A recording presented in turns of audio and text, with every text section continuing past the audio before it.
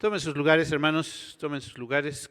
Titulamos a nuestra meditación El llamado, y básicamente pues ustedes ya vieron o escucharon, leyeron, pusieron atención en lo que estamos leyendo hace un momento, cómo Dios llama a Samuel en medio de una situación pues interesante, que me gustaría que ahorita al meditar en el pasaje pues veamos, visualicemos un poquito esto. Una de las características del libro de los jueces es que Dios llamó a diferentes hombres, precisamente después nos presenta como un ciclo, ¿no? El pueblo de Dios estaba bien, Dios tenía a un líder y el pueblo glorificaba a Dios. De repente ya no había líder y el pueblo de Dios comenzaba a menguar, a caer y a hacer cosas que no agradaban a Dios, y Dios los castigaba. Y cuando estaban bajo esa opresión, pues ellos clamaban a Dios, Dios los escuchaba y volvía a levantar a algún nuevo líder. Casi eso también dicen que representa la vida de muchos cristianos que están de repente en una buena situación delante de Dios, quieren alabar a Dios, se encuentran en una buena comunión, de repente comienzan a apartarse, comienzan a alejarse, cae algunas cosas en su vida y de repente pues claman nuevamente a Dios y Dios pues los levanta. Pero bueno, esa más o menos era una característica del libro de los jueces. Si leemos el final del libro de los jueces, y lo que tenemos ahorita es el principio de Samuel, el último de los jueces, nos vamos a dar cuenta de la descomposición total que había en el pueblo de Israel en este tiempo, cuando nos está narrando este pasaje. ¿Cuál era el grado de descomposición que había en el pueblo de Israel al final del libro de los jueces? Si ustedes ven ahorita en el pasaje que acabamos de leer, Samuel capítulo 3, versículo 1, pongamos atención, ahí nos describe algo interesante. El joven Samuel ministraba a Jehová en presencia de Elí, y pongamos atención, y la palabra de Jehová escaseaba en aquellos días. No había visión que con frecuencia. La palabra de Jehová escaseaba en aquellos días. Ese era el primer punto, o ese es el primer punto que en muchos sentidos ocasiona la descomposición social en la que se vivía. Repito, si leemos el final del libro de los jueces, nos encontramos una escena muy parecida a la de Lot cuando estuvo ahí en Sodoma y Gomorra, cuando un levita tenía su concubina y vienen los benjaminitas a querer abusar de él y de su mujer, y él termina sacando a esta mujer y ellos hacen con ella lo que quieren. Dice ahí que abusaron de ella toda la noche, al grado que al amanecer sale este levita y ve a su mujer pues ya medio muerta, más bien muerta, se la llevan lejos, y fíjense lo que hace. Dice que la descuartizó y le mandó señal a todo el pueblo de Israel lo que habían hecho los benjaminitas, el pueblo de Dios. Lo mismo que había hecho Sodoma y Gomorra, y por lo que Dios había consumido a aquellas ciudades, ahora estaba sucediendo en medio del pueblo de Dios. Y eran unos de las tribus de los escogidos de Dios los que estaban llegando a esa catástrofe. La palabra de Dios escaseaba en aquellos días. Lo que estaba sucediendo en aquellos momentos era algo desastroso.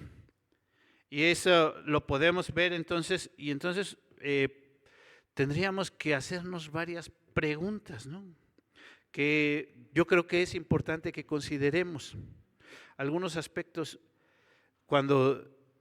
¿Qué pasa cuando escasea, o qué efectos tiene en la sociedad, en nuestro andar, en lo que está sucediendo afuera. ¿Qué pasa? ¿Qué sucede cuando escasea la palabra de Dios? ¿Qué es lo que se vive cuando no hay palabra de Dios afuera? Pero una pregunta todavía más fuerte y una pregunta que tendríamos que nosotros también como pueblo de Dios, es decir, ¿quién es responsable de que escasee la palabra de Dios? Repito, ¿quién es responsable de que escasee la palabra de Dios? Entonces, ¿qué efectos tiene cuando la palabra de Dios escasea? Pues ya narré un poquito lo que sucedió ahí en el libro de los jueces y el grado de descomposición social que estaba viviendo el pueblo de Dios, el pueblo de Israel, dentro, y digo, es una historia terrible, pero qué terrible es también cuando nos comenzamos a acostumbrar a cosas así. Comenzamos a oírlo. Ayer nada menos estábamos el hermano Salomón ahí en la tienda, ¿verdad? Escuchando. Y decían, pasó unas personas, como se acostumbra mucho ahora en Estados Unidos, nos tocó ver tiendas, ¿verdad? Que ya están con la marihuana, porque ya en varios estados está legalizada, pero nos tocó ver algo así un poco más grande que un Oxxo, ¿verdad? Donde ahí venden cualquier tipo de presentación o forma de marihuana, y nosotros dijimos, qué rara es esta tienda, y hasta bromeamos un poquito porque decíamos, ¿de qué es? Y ya cuando nos explicaron qué era, pues es de marihuana. Entonces pasan los muchachos y hoy es muy común, entonces pasaron, ahí estábamos ayer, ¿verdad? Y todavía los de la tienda, no, pues sí, ahí nos comenzaron, eso ya es muy común, eso ya está, ya no pasa nada, ¿no? Ya es lo común. Pero después hicieron un comentario de que pues acá y acá pues hay muertitos, ¿no? Eso ya es común, eso ya pasa aquí todo el tiempo.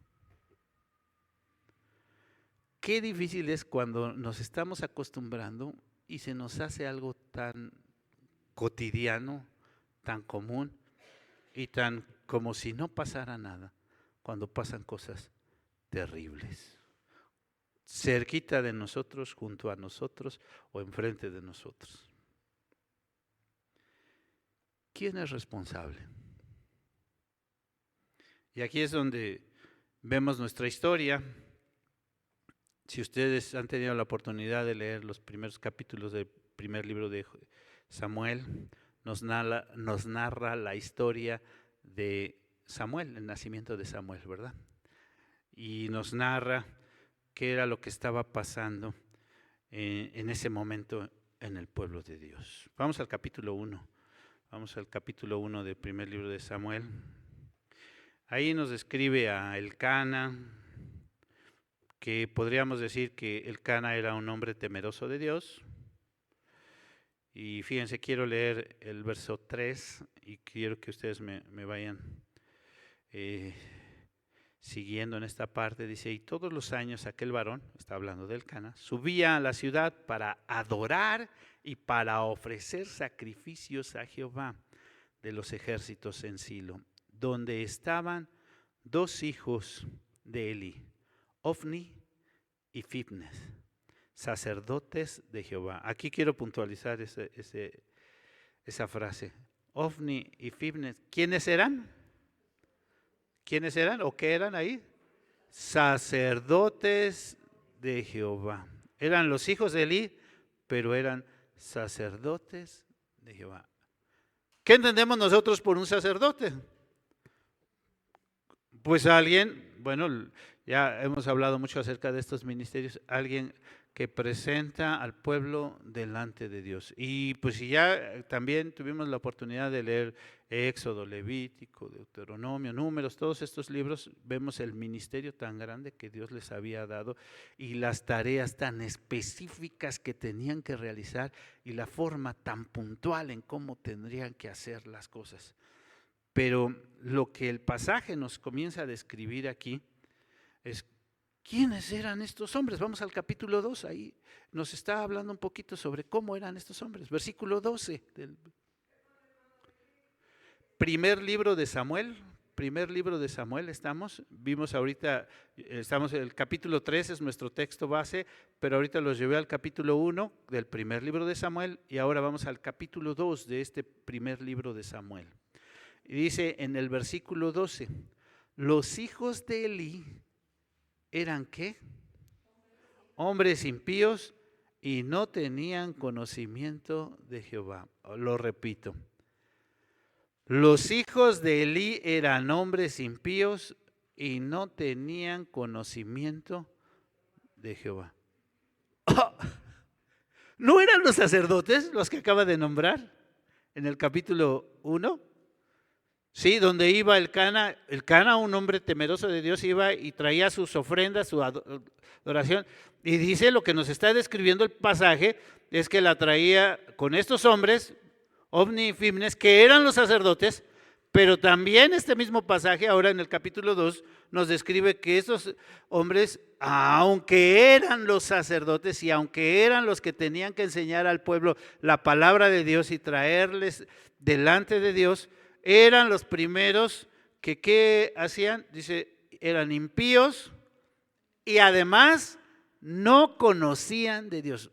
Eso es algo muy fuerte, muy grave, y si leemos ahí el pasaje completo, ahí, que si su Biblia tiene subtítulos, dice ahí el pecado de los hijos de Elí.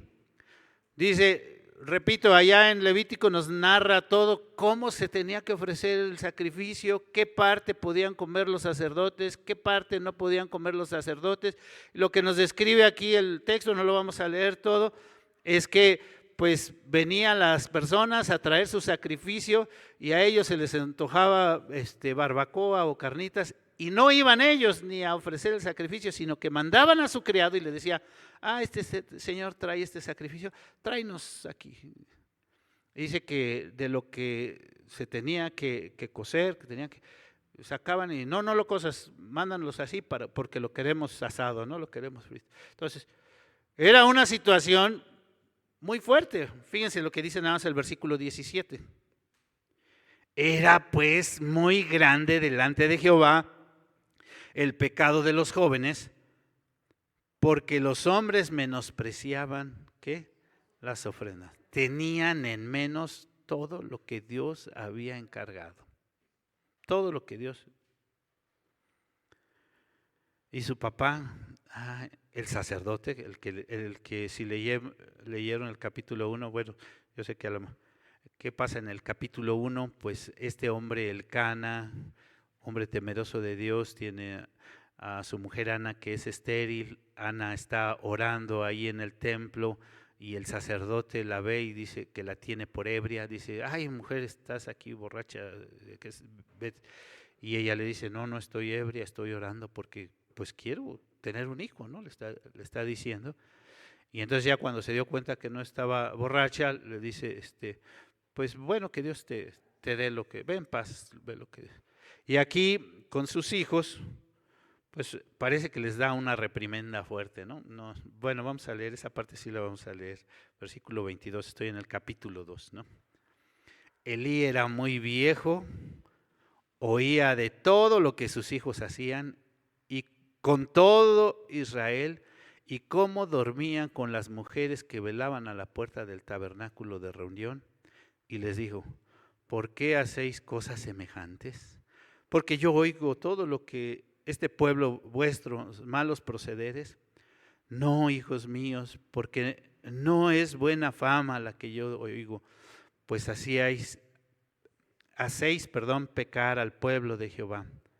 Si pecar el hombre contra el hombre, los jueces le juzgarán, mas alguno pecare contra Jehová, ¿quién rogará por él? Pero ellos no oyeron la voz de su padre, porque Jehová había resuelto hacerlos morir. Un gran regaño, ¿verdad? No, más bien, fíjense, si analizamos un poquito el regaño, pues no fue ni tan grave. El regaño por lo que él está diciendo, versículo 24, hijos míos, porque no es buena fama.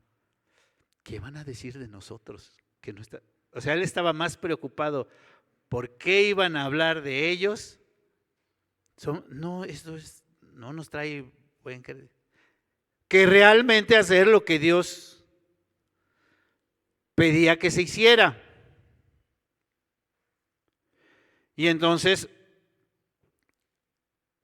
Dios realmente está molesto y le manda a decir a Elí, primero le manda a decir con un hombre, el versículo 29, porque habéis hollado mis sacrificios, mis ofrendas que yo mandé ofrecer en el tabernáculo, y has honrado a tus hijos más que a mí. Más que a mí. ¿Qué era lo que tenía que haber hecho Elí al ver esta situación con sus hijos? Bueno, tenía que haberlos primero instruido en realmente qué es lo que pide Dios, ¿no? Tenía que haberlos instruidos en el camino de Dios, pero lo que ya leímos es que ellos ni conocían a Dios, ni sabían de Dios, ni estaban preocupados por lo que Dios quería. Y en el capítulo 3, en el pasaje que leímos, Dios dice, no los estorbaste, versículo 13. Y le mostraré que yo juzgaré la casa para siempre por la iniquidad que él sabe, porque sus hijos han blasfemado a Dios y él no los ha estorbado. Él no los ha estorbado. Y en esa situación y en esa descomposición social, fíjense, lo que se estaba viviendo afuera, que era tremendo y que todo el mundo dice, pues ¿cómo es posible que el pueblo de Dios haga esto?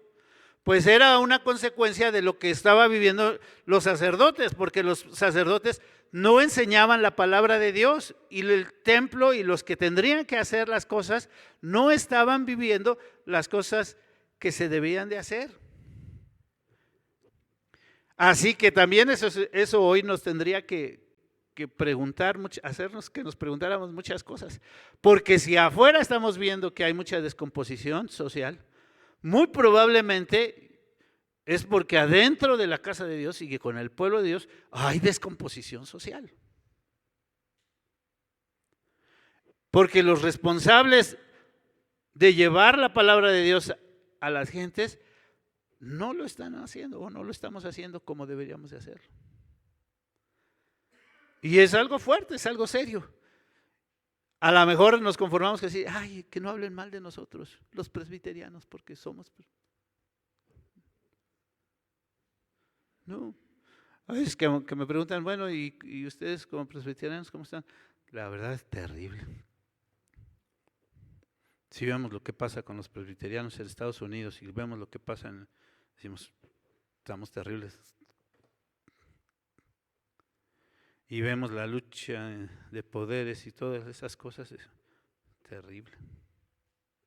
Entonces tenemos que ir a la palabra de Dios y decir, bueno, escasea la palabra de Dios, pues nosotros tenemos que aferrarnos a la palabra de Dios. Aquí me sorprende la historia de Samuel. Me sorprenden muchas cosas. Fíjense, porque me hago una pregunta a veces cuando veo a Elcana y a Ana, ¿verdad? ¿Quiénes eran Elcana y Ana? Sus papás de Samuel. Y me pregunto, ¿qué no sabrían estos señores qué tipo de personas era Elí y sus hijos? ¿Sabrían o no sabrían? Yo creo que sí, porque dice el texto que todo el pueblo sabía quiénes eran estos señores. Sin embargo, Ana hace el voto de llevar a su hijo ahí con el sacerdote, con este señor que diríamos, y con él, lo voy a decir en nuestro lenguaje ahora, con estos pastores que, híjoles. Él hace el compromiso de, Ana dice, yo por este hijo oraba y me comprometí a traerlo, aquí lo traigo.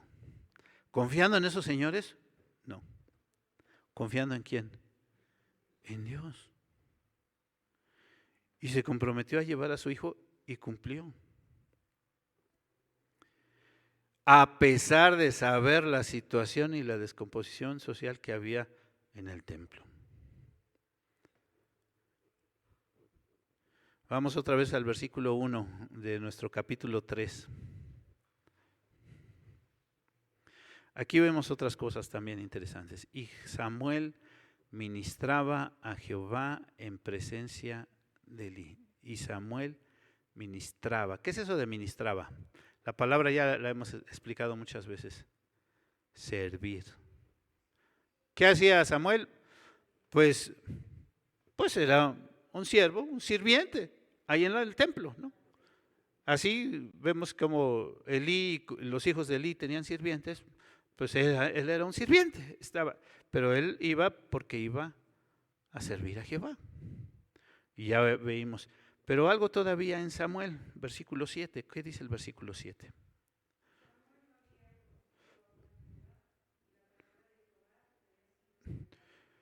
Otra vez, y Samuel no había conocido aún a Jehová, ni la palabra de Jehová le había sido revelada. Servía en el templo, tenía un ministerio en el templo, pero todavía no conocía de la palabra de Dios. Y esa es nuestra primera lección en doctrina bíblica básica, los que han estado. Venir al templo, pertenecer a una familia cristiana y asistir y saludar a los hermanos, todo eso, no nos hace cristianos. Nada de eso nos hace cristianos. Hay gente que puede estar mucho tiempo en el templo y puede ministrar en el templo y lo vemos sirviendo en el templo. Ay, el hermano sí sirve, el hermano es... Pero puede que esté realmente sin conocer a Jehová y puede que esté muy lejos de Dios. ¿Puede suceder eso? Sí, la Biblia nos enseña eso. La Biblia sí nos lo advierte, que hay gente que puede estar en el templo, que puede servir en el templo, que puede ser reconocido como alguien, como un siervo en el templo, pero que no conoce a Dios. Y entonces es cuando decimos, ¿qué es lo que nos hace ser cristianos? Tener ese encuentro con Jesús. Conocer a Dios. ¿Qué pasó con Samuel? Conoció a Dios. Dios lo llamó. Dios lo llamó. Y tenía un mensaje especial para él. Algo que él tenía que decir. Algo que él iba a comenzar a hacer a partir de ese momento. Entonces,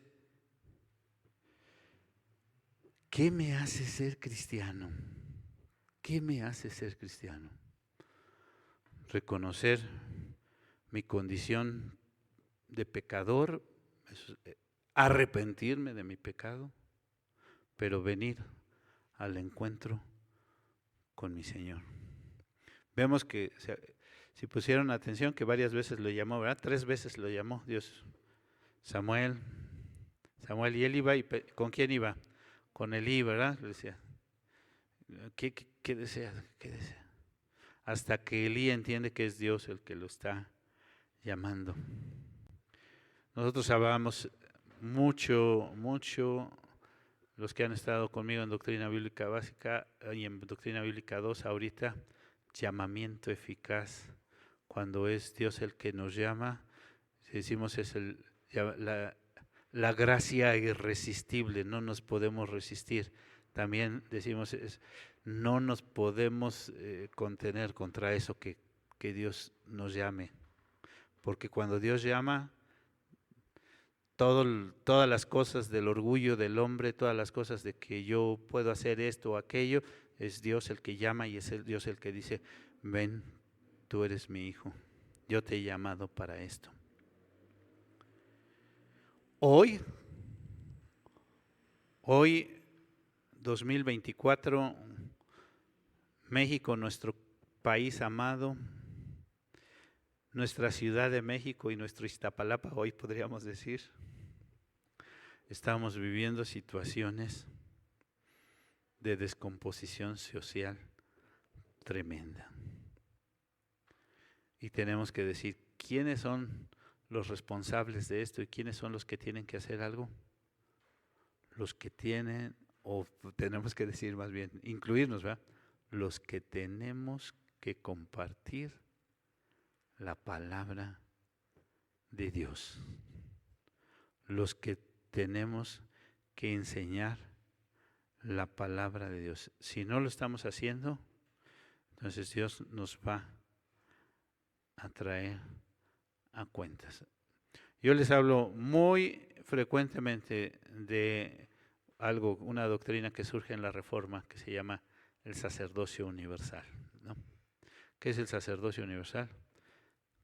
Cada creyente es un siervo, cada creyente es un llamado, cada creyente tenemos la responsabilidad de compartir. Eso de que, pues eso es tarea del pastor, no. Sí, Dios me va a pedir cuentas a mí sobre lo que yo debo de hacer, claro. Pero Dios nos va a pedir cuentas a cada uno de nosotros sobre lo que tenemos que hacer y sobre cómo debemos de anunciar las buenas nuevas de salvación.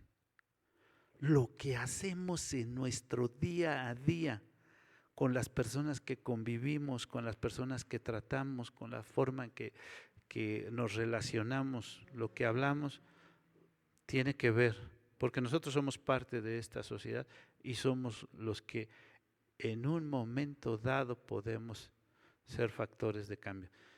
Qué difícil es que puedan cambiar las cosas de un día para otro. Cada día oímos cosas más terribles que suceden en nuestra sociedad y cada día las vemos de más cerca. Y qué difícil es que nos estemos acostumbrando, diría yo, mal acostumbrando a estar escuchando esas cosas. Y no hacer nada como pueblo de Dios. Y quedarnos callados y decir, ¿qué fue lo que hizo Samuel? ¿Se acuerdan que Elí al día siguiente le dice, Samuel, ven para acá? Dime qué te dijo. ¿Sí quería Samuel decir o no? ¿Qué dice el texto? Entonces dice que, lo leo versículo 15, estoy en el capítulo 3. Y Samuel estuvo acostado hasta la mañana, abrió las puertas de la casa de Jehová y Samuel temía descubrir la visión a Elí. O sea, Samuel tenía temor. Hace poquito estábamos con los jóvenes hablando sobre nuestras responsabilidades, el servicio en la iglesia. Y una pregunta que hacía el autor de un libro que estábamos leyendo es, ¿qué harías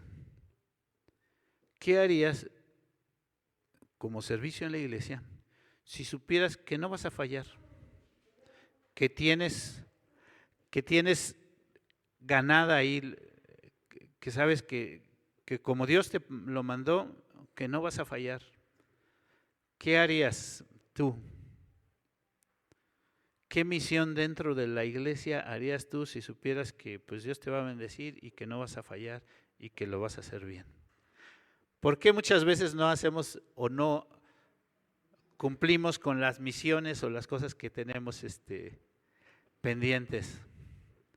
Aquí hay una palabrita que es, muchos lo usan y dicen, por eso bloquea a muchas personas y no los deja hacer lo que tienen que hacer.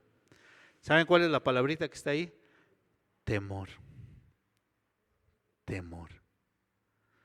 ¿Por qué no salimos a evangelizar? ¿Por qué no compartimos? ¿Por qué no estamos anunciando el mensaje de salvación? Es que es tarea del pastor, ¿verdad? Pastor, ya viene la escuela bíblica de vacaciones. ¿A cuántos niños estamos pensando en traer? O bueno, ya viene alguna actividad. El aniversario no solamente es una fiesta para que vengamos y comamos o estemos juntos, no, es para que anunciemos las buenas nuevas de salvación y tengamos la oportunidad de traer a alguien también para que escuche las buenas nuevas de salvación.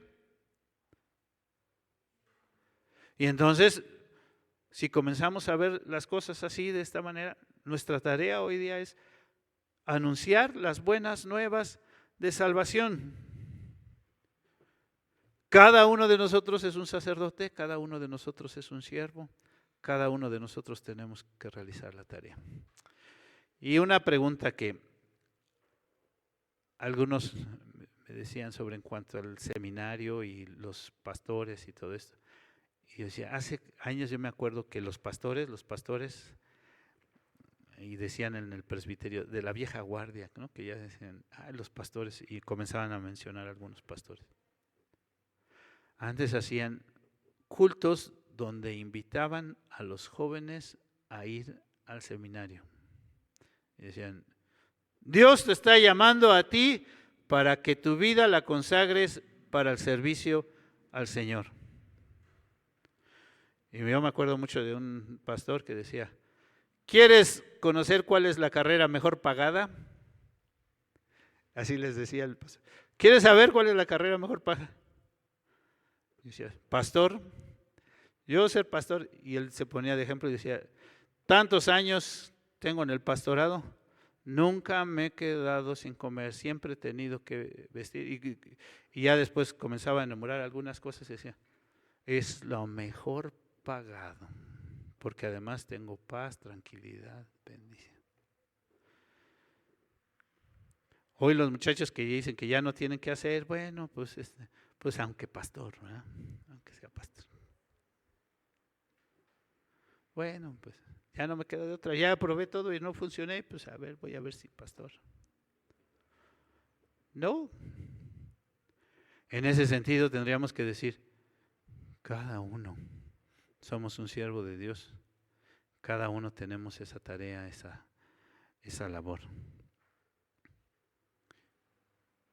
Escasea la palabra de Dios en nuestro tiempo.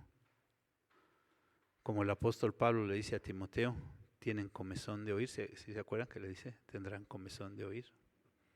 Hoy mucha gente quiere oír y lo triste, lo lastimoso es que muchos se van a oír cosas que les endulcen los oídos, que ay, me haga sentir más o menos voy a oír esta terapia o voy a oír esta, cuando realmente lo que necesitamos es la palabra de Dios, la palabra de Dios.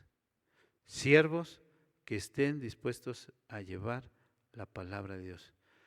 ¿Qué estarías dispuesto a hacer si supieras que no vas a fallar? Y fíjense los últimos versículos de nuestro capítulo 3, versículo 20 y 21.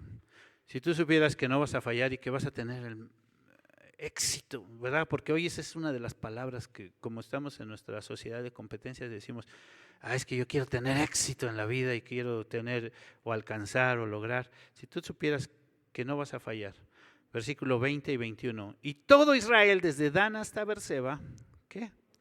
Conoció que Samuel era fiel profeta de Jehová. Y Jehová volvió a aparecer en Silo, porque Jehová se manifestó a Samuel en Silo por la palabra de Dios. Bueno, si leemos desde el 19 también eso está interesante, ¿verdad? Samuel creció y Jehová estaba con él. ¿Y cómo dice? No dejó caer a tierra ninguna de sus palabras. Si supieras que no vas a fallar, que tienes la victoria. ¿Cómo dice Romanos 8? ¿Cómo concluye Romanos 8? Somos más que vencedores. Somos más que vencedores por medio de aquel que nos amó. La invitación en esta hora. La invitación en esta hora es, si Dios te está llamando, si Dios te está llamando a anunciar su palabra, si Dios te está llamando ya no simplemente a venir al templo, a escuchar un poquito, a ministrar, pero sin conocer realmente a Dios. Si Dios está llamando realmente a conocer a Dios, a experimentar quién es Dios, saber las cosas grandes que Dios puede hacer, no te resistas.